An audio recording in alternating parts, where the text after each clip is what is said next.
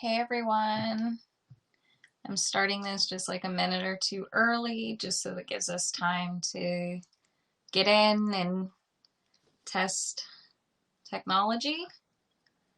So just let me know when you join us, if you can see me and if you can hear me.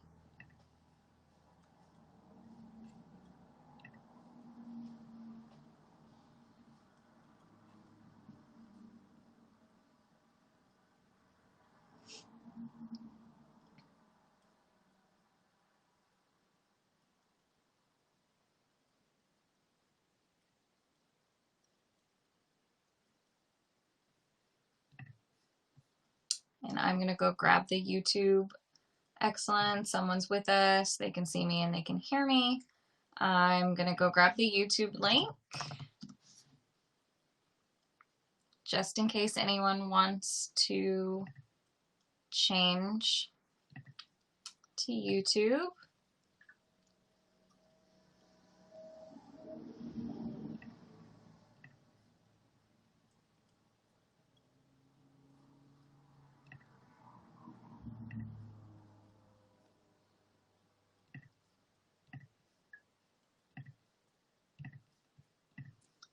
All right. Putting the YouTube link in the chat and posting a new post.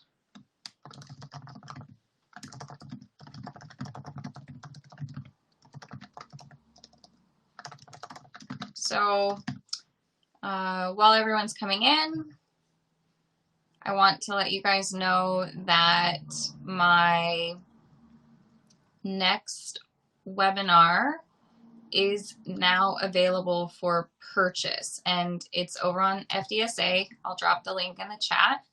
And it's going to run the July 30th, I believe. So it's just now available for sale, and it's called Meatball Feelings. And we're going to talk about creative uses for food in training, because I think we all know what to do if we have a toy, or we can be creative when we have a toy, or we can be exciting when we have a toy. But when we're using food, if you feel like the only thing you're doing is handing a piece of food to your dog, then I don't think you're using food in as many different situations as you can be using it. And so especially if your dog doesn't like toys, you're going to want to be more creative with food and food rewards. So that webinar is for you. Or if you've got like a dog like Shock who kind of walks for food, but then goes way over the top for toys, you need something in between to help you layer in those challenges. So again, creative uses for food might help a really toy motivated dog in splitting up your training, but also you might be able to convince your toy dog that food isn't so bad. I know I have been able to turn both of my border collies onto more, they're much more foodie than they were when they first got to me.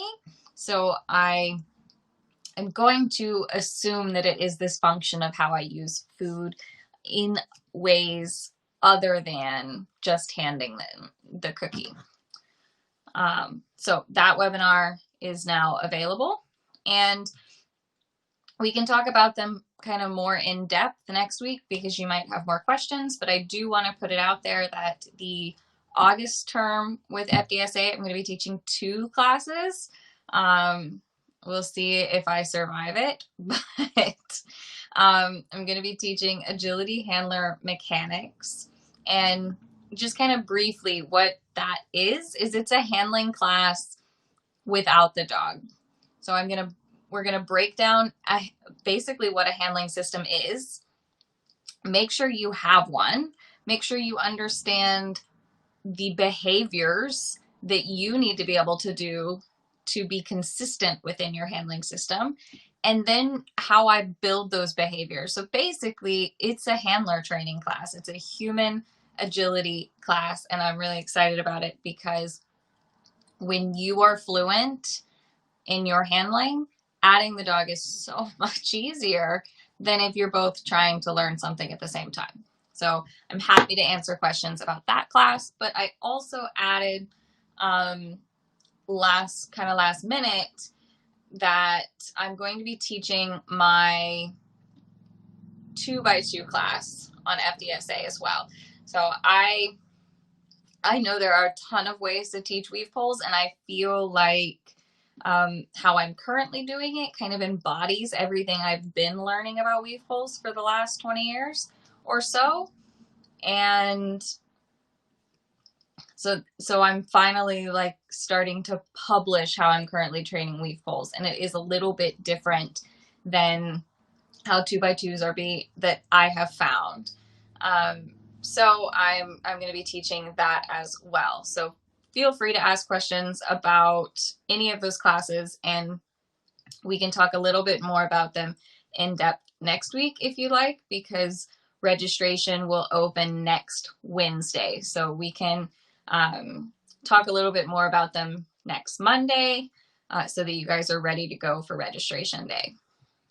I think someone asked what day the webinar is, and the webinar on meatball feelings is July 30th. And I'm in the 3 o'clock spot on that day, which is weird because I'm usually in the 6 o'clock spot, but July 30th, I believe. I needed to get it in before the August term started since I'm going to teach 2 classes. Crazy person. We'll see. So tonight we're going to talk about delayed reinforcement. So first we're going to define it. So it seems a little bit self-explanatory, but delayed reinforcement to me means that I need to be able to teach the dog that we are going into the ring without reinforcers. I need the dog to still perform to the same quality. I need to be able to perform to the same quality. There's something there. And then leash up and then get your reward. So it's really like trying to like the simplest kind of delayed. We can talk about delayed reinforcement because we can fill a narrative. We can say, well, you're just having to wait 5 minutes because we understand the construct of time. I don't necessarily think dogs understand the construct of time. They just understand I did this thing and it led to this thing. And I did this thing and it led to this thing. And I did this thing and it led to this thing. So this is where dogs struggle with this whole delayed reinforcement concept, is that we can't explain that narrative to them. Think about trying to explain, we have a hard time explaining it to small children, right? Because they don't have that narrative, that concept of time. 5 minutes feels like 5 decades to a 5-year-old, okay? I kind of feel like our dogs feel that way too. So that's probably where the problem is that we can understand delayed reinforcement and I'm not saying we're even good at it. I mean, I'm not necessarily very good at delayed reinforcement. We would all love instant gratification for everything we do. Dave also has meatball feelings. Shout out to Nadia, who gave me the idea for meatball feelings as the name. It is like the best name ever. So we would all love it if everything was instant gratification. Clearly, we are not, as a country, very good at delayed reinforcement. as a species, globally, delayed reinforcement is not working out very well for us. So just putting it out there. So the first thing we need to do is teach the dog the procedure of kind of going away from reinforcement. Just grabbing this comment. Kim, we think we're going to need t-shirts. Like, there are so many dogs out there that don't play with toys. So yeah, we need a meatball feelings t-shirt. I think it's brilliant. So we have to teach the dogs, instead of maybe even this delayed reinforcement concept, maybe we teach them the concept of moving away from reinforcement to gain reinforcement. So let's just start there. And teaching them that leaving reinforcement does always end with reinforcement. So start with that. And that is simply just teaching them that if you put the cookie jar down on the desk, there's nothing in your hands. If they make eye contact with you, you'll make the cookies accessible to them. Okay. Then you'll put the cookies on the desk and wait for eye contact, and then take one step away from the desk. And if they can do that, that gains the access. Because what are we doing here? We're saying they're here. We're saying but we're not limiting their access. We're saying not yet, right?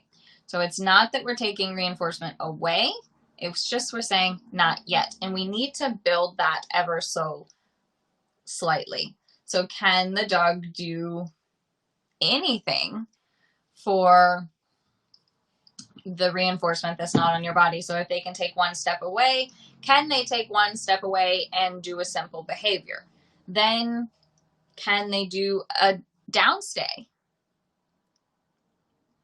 with 6 feet away from the cookie jar, and you go about your business answering your emails? Can they do that? So we first have to teach the procedure of going away from reinforcement to earn reinforcement. Okay, that we're not taking it away. We're not asking you to do things without payment. We just can't take it with us. Right. It's a little bit.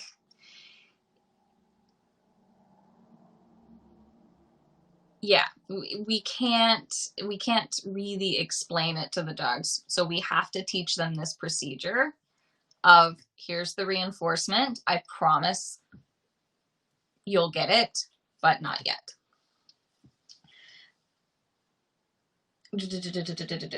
Okay. It popped into my head. It's not on my notes, but it popped into my head. Think about how long we need the dog to work without a reinforcer. In agility, like what? A minute, minute and a half, 2 minutes tops.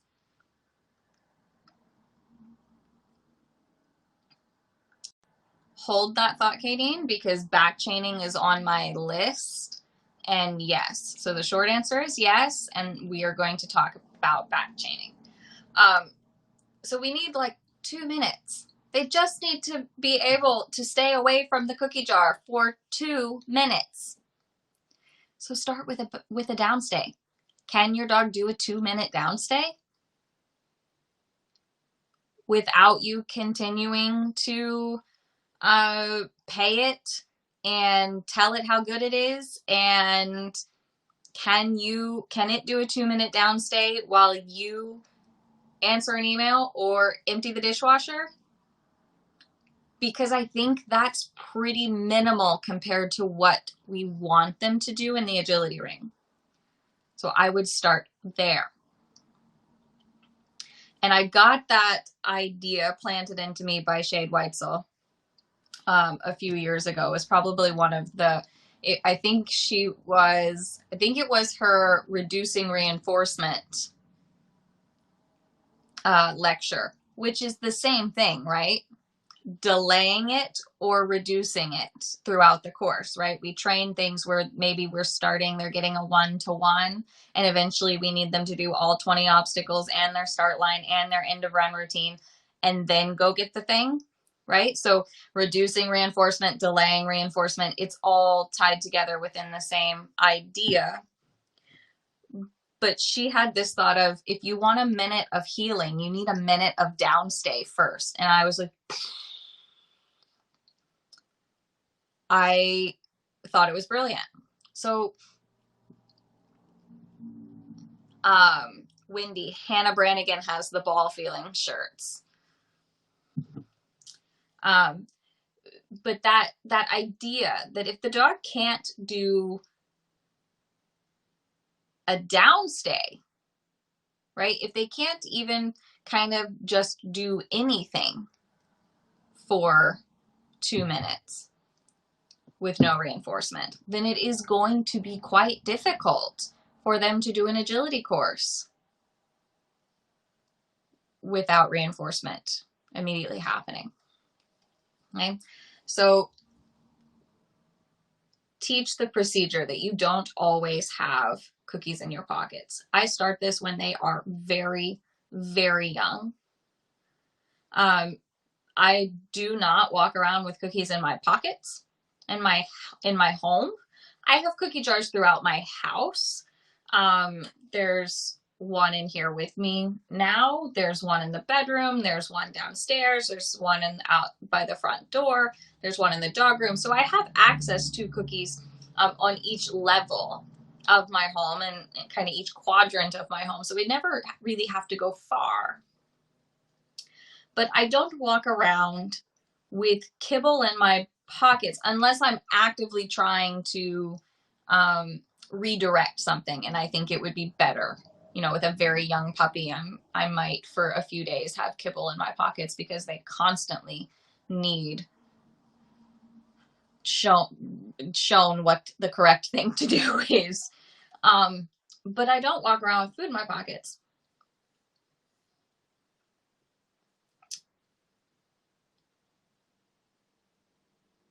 And then, so when and it's a prime example that, like, if any of my dogs come up to me and they kind of want to do something, if I'm available, I might ask them for a behavior, sit, and then I can say cookies, and then we get up and go get cookies. It's very rare for me to just dole out a 1-to-1 ratio.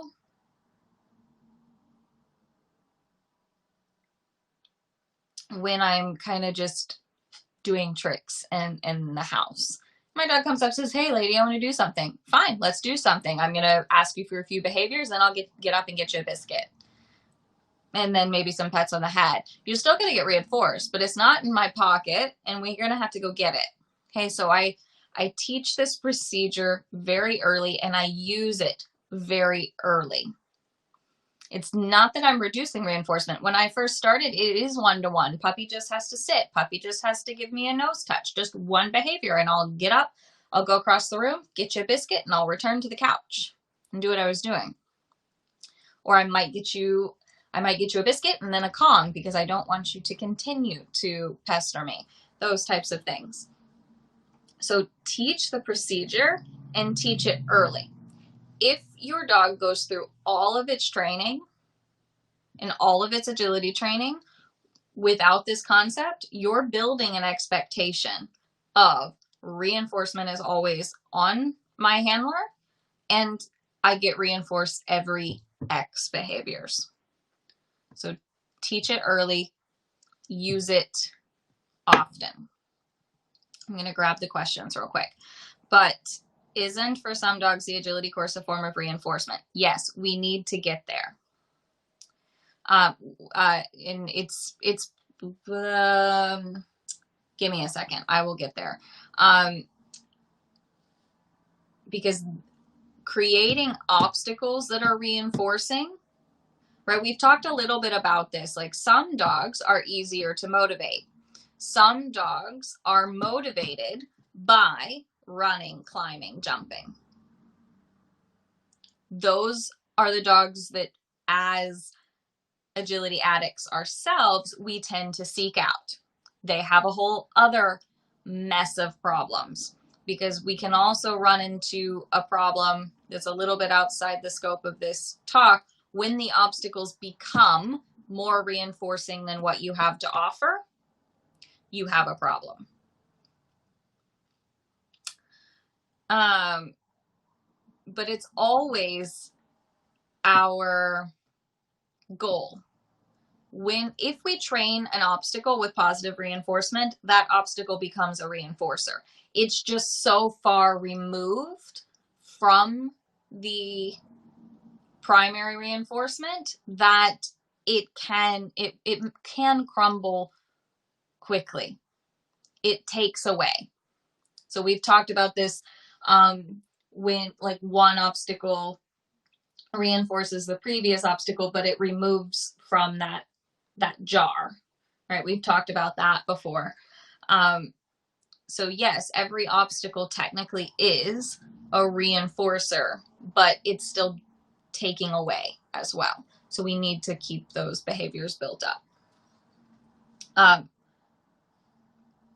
And I think I will talk more about that because it's on my notes a little bit. And then, all right, someone said something about the downstay. 2 minutes. Yeah, too long. Exactly. 2 minutes is a long time. And what I find about it is that and it doesn't even have to, it can be just relaxed downstay on the bed. They can be looking around, they can be sniffing, they can be doing whatever they want, but they just have to stay down. They just have to do one thing. Stay on the thing for 2 minutes while you don't have cookies in your hand. I think that concept can really go a long way. And I wish it was my idea, but it was Shade's. And I don't mind.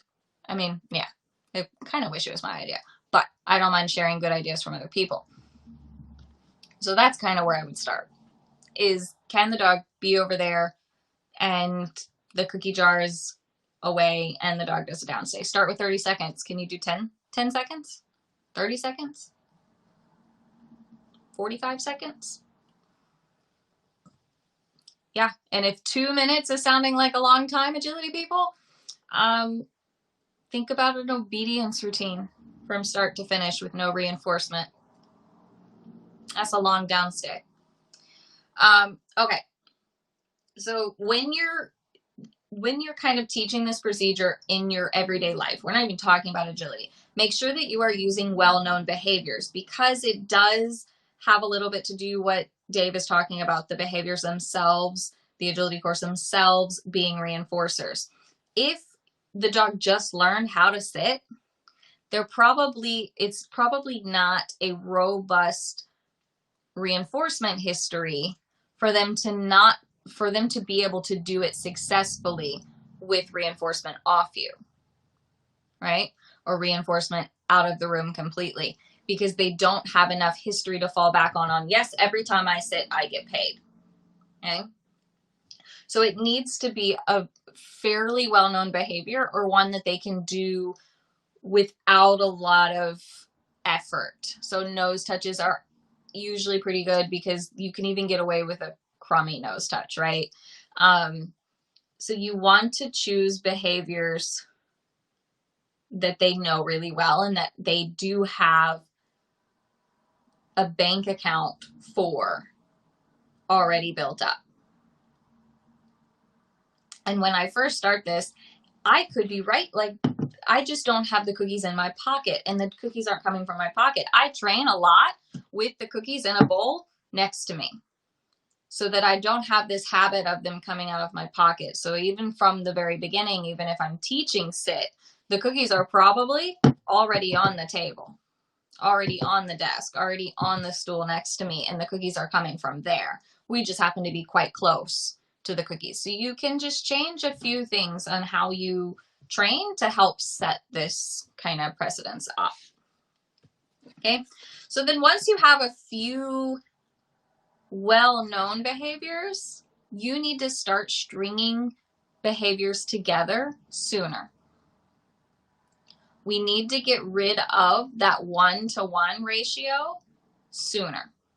And I'm not saying forever, but you can build behavior chains and give your dog that sense of, I do a thing and another thing and another thing, and then we go get the cookies. And then today I'm going to do a thing and a thing and a thing and a thing and a thing and a thing, and then we go get the cookies. So you can, this is like the only reason why you would teach tricks, is to, in my opinion, is to be able to build simple behavior chains. One of the key reasons I started obedience training with Shrek is so that I would have behaviors that I didn't care as much about, because that's just who I am. I'm going to always care more about my agility behaviors than my obedience behaviors. You're welcome to prioritize differently.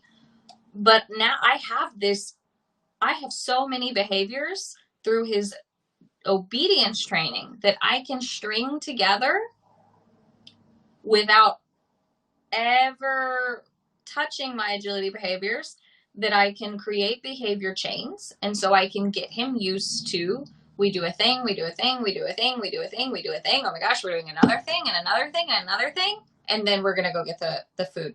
And he can learn that concept of building behavior chains leads you to a big payout, and that you will get that payout and it's going to be worth it. But the behaviors you put into your chains need robust bank accounts or you'll fizzle out fast. The behaviors will just fall apart really, really quickly. So you do have to be careful and aware of what behaviors you're putting into your behavior chains. I know tricks can be very, very fun. I'm just, I've never, ever been a trick person. I think they're darling and cute, and I love it when dogs do them. Graham wants me to teach Shrek how to roll over in a blanket to wrap himself up, and so I'm doing it, but I do it when he reminds me to do it. It's not in my training notebook. Okay.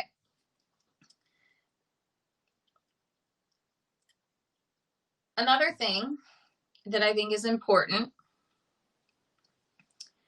with teaching the dogs this procedure is giving them, Lizzie says there's such low stakes practice for handlers who are still building their training skill set though. Absolutely, 100%.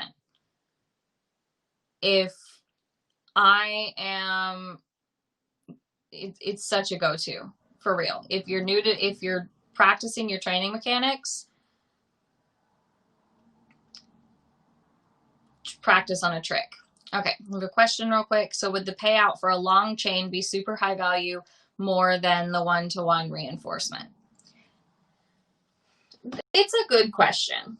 I do tend to use a higher value reward. So I use canned sardines when I'm putting longer chains together for Shrek. He doesn't find the obstacle. It's getting better every day, but he doesn't have a deep enough reinforcement history with each individual obstacle for me to be able to use something less valuable. With my border collies, I could get away with using kibble for the rest of their lives. And so every dog will have a price, and you kind of need to know that dog's price. I can't actually say if using a higher value reinforcer for delayed reinforcement is really that big of a deal, because I feel pretty confident in that when I finish an agility run, the only thing I'm reinforcing in that moment with the sardines is putting his leash on and exiting the ring. I don't think he's connecting can of sardines to the whole thing. He might be. I don't know how well his narrative is. I don't know. It's kind of like, it makes me feel better to give him something better.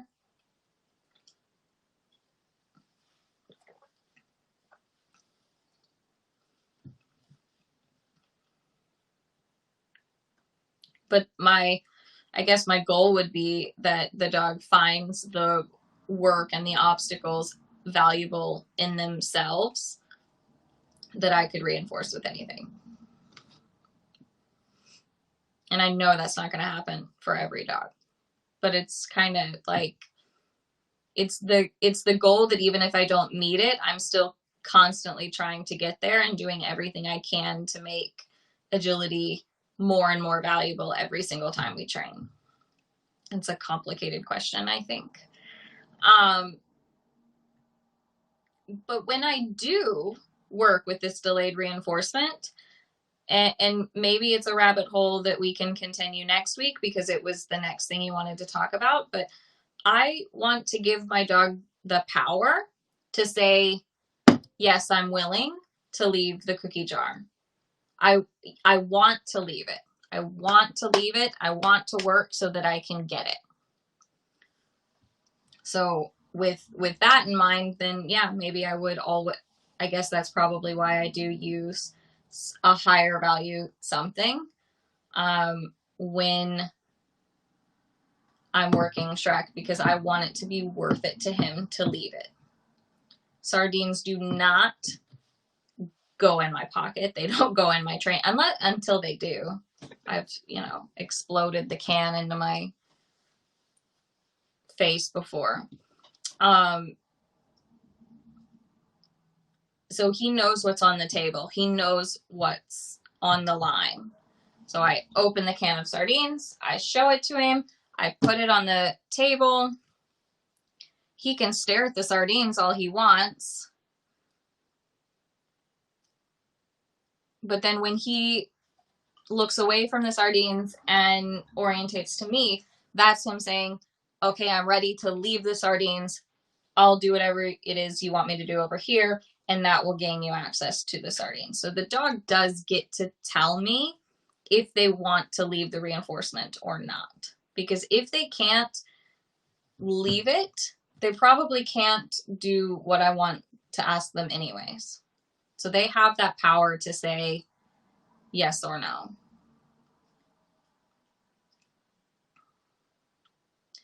And I agree, Lizzie, it was really, really gross. It was everywhere. It was terrible.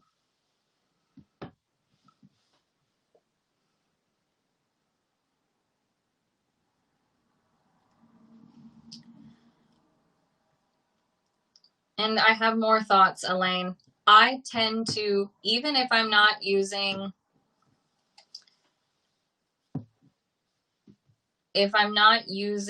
really high value reinforcers for long chains,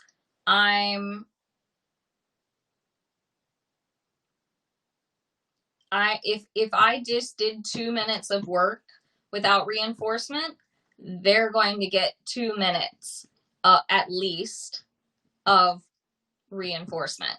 So there's going to be either 2 minutes of treat scattering and stuffing or playing or petting or walking. There's going to be at least as much reinforcement procedure as there was for work. So you can think of it that way too.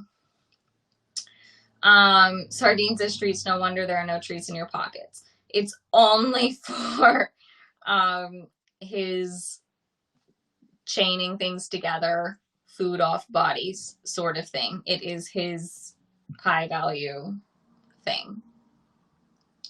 And then strategy for when they say no, you go home.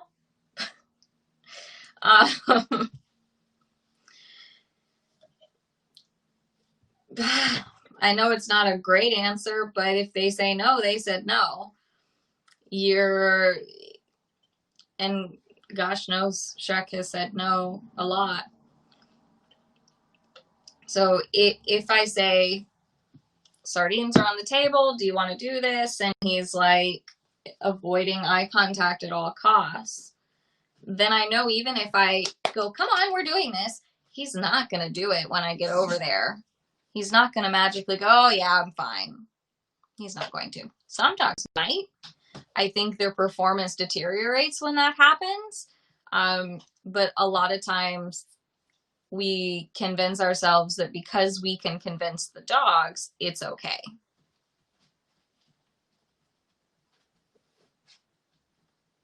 So usually if they say no, I just go, okay. And I return them to their crate and I get the next dog out. And then I may or may not give them another chance. Thinking about putting money in the bank, how do we justify the time we want them to run several obstacles before the reward?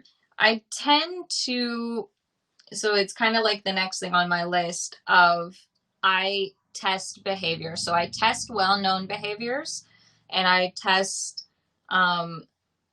well-known chains of behaviors. So if they really understand tunnel and they really understand table individually, and I've tested those two things individually, then I might chain those two things together, tunnel, table, and test that as a chain.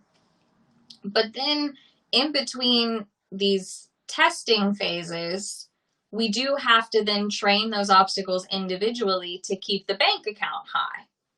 This is where data comes in, because if we're only if we're only doing the delayed reinforcement procedure for chains, we might start to see some of the behaviors deteriorate. This is what competition does to us, right? If we compete for several weekends in a row with not a lot of training in between, we might start to see our start line deteriorate, or our contacts deteriorate, or our weave pull entries deteriorate because the bank accounts are running low. Because that's kind of what delayed reinforcement procedures do, is that they don't necessarily, getting the can of sardines at the end of the run does not fill up each individual jar. I wish it did. So you do have to pay attention to the quality of each obstacle. So the quality of each obstacle determines how you go back and where you put money in those banks. What I'm looking for when I'm using a delayed reinforcement procedure is, how is the quality of the work as a whole? Was he entirely focused for the 2 minutes? So it doesn't bother me if he makes a mistake on the contact, if he was happy, engaged, and focused.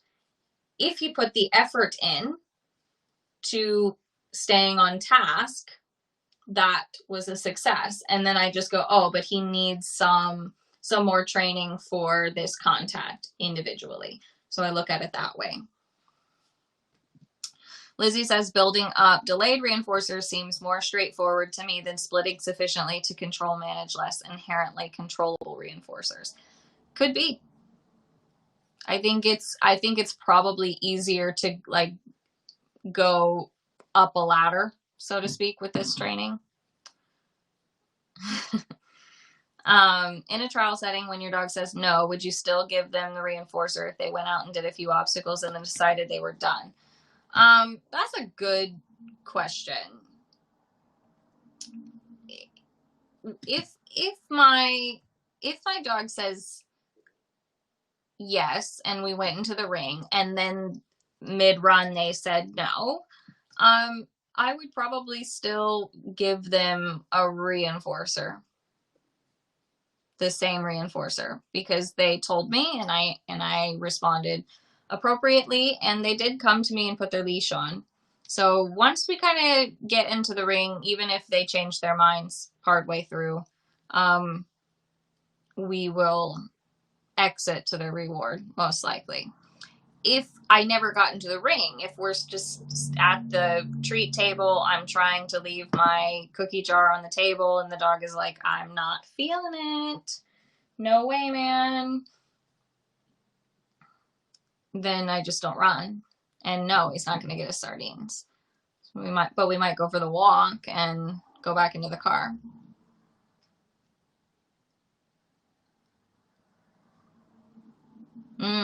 Do you mean like in the middle of the thing, Lizzie? Not using a correction for field training. Tell me more. Okay, so the dog has the procedure. The dog understands that he has control over the leaving the cookie jar, going and doing something, gains access to the cookie jar again.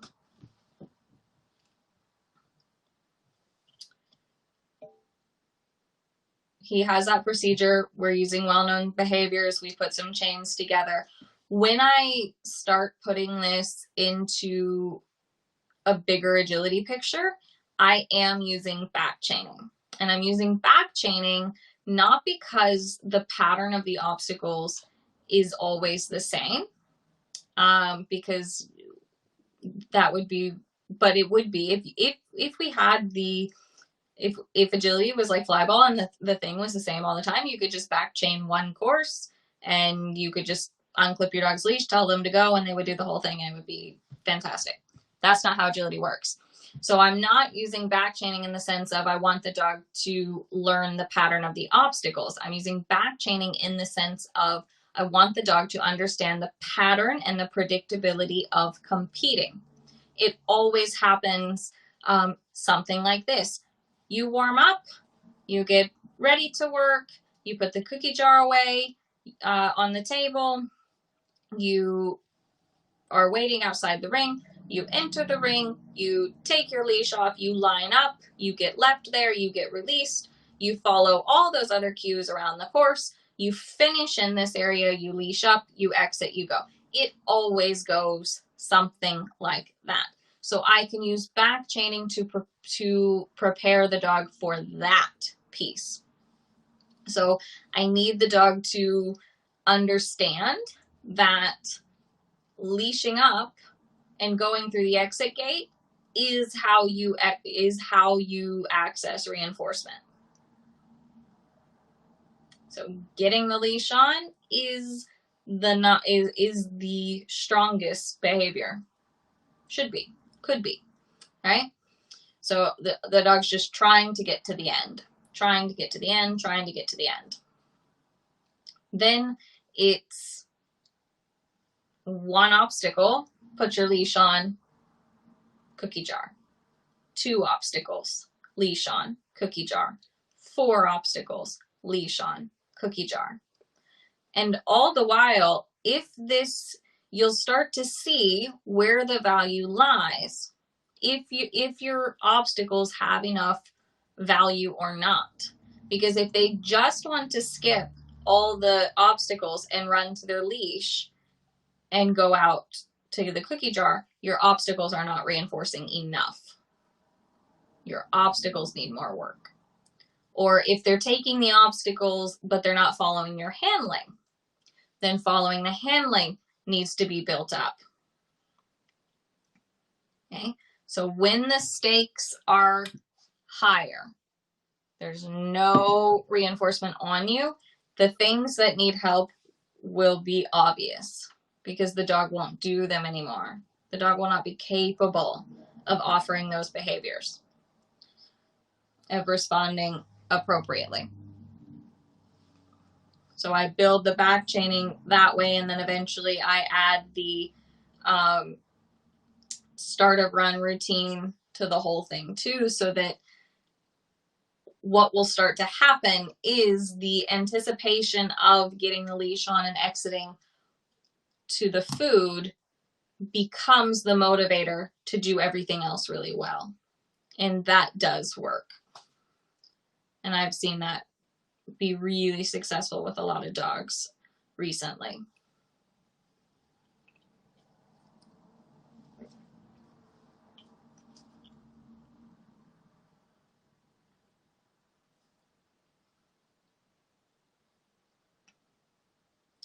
People think the dog is always going to value the bird above compliance.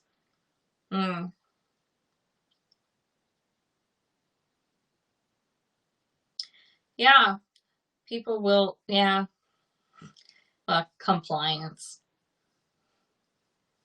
Therein lies the problem, right? If we're using that word. Problematic for sure. Does that make sense?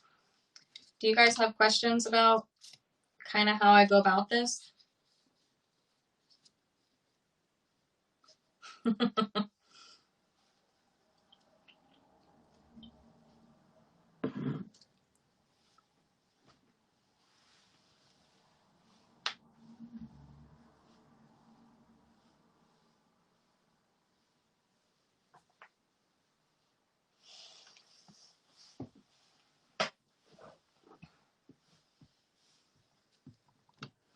All right, I'll do a little recap.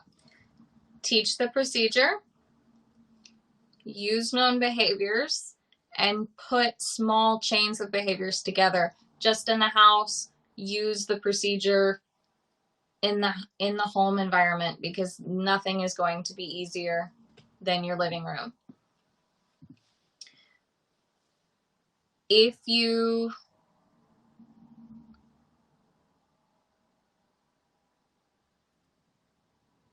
need 2 minutes of work, consider 2 minutes of downstay with no reinforcement first. Give the dog the power to say yes or no if they're going to be able to work with the food on the table, with the toy on the table. Test well-known skills, but remember to go back and refill those jars, because every time you test, you are taking away out of those bank accounts.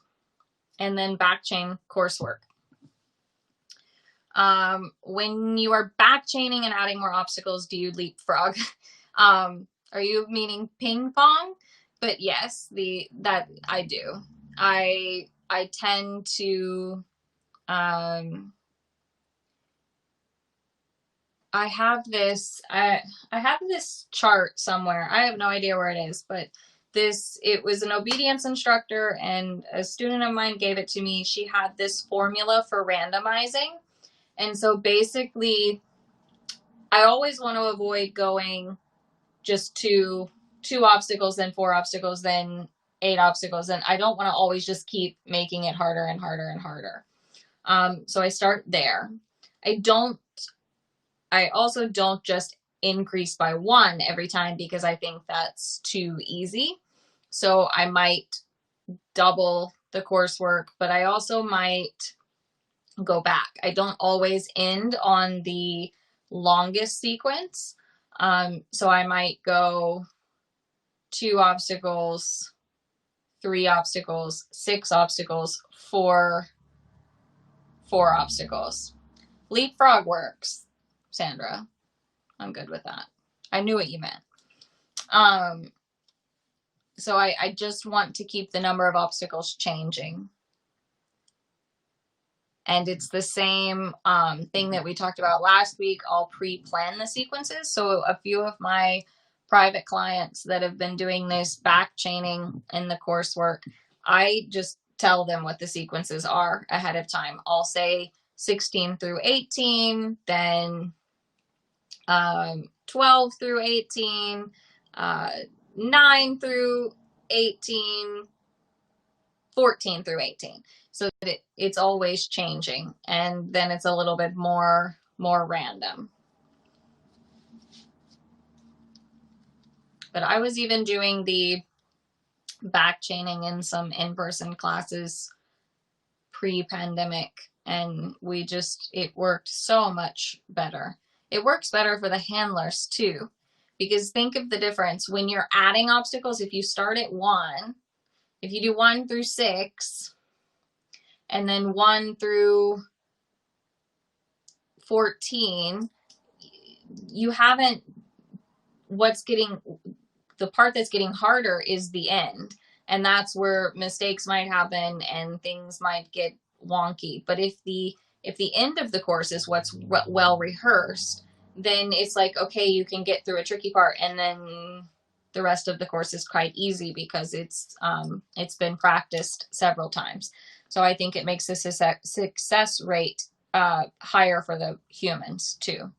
So I prefer to back chain coursework.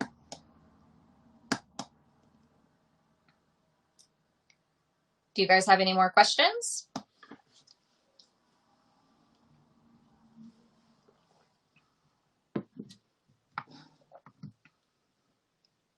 Questions, thoughts, comments? I think based on the poll, we should be talking about consent in agility training. So giving the dogs choice in agility training, things like that. That seemed to be what you wanted to talk about.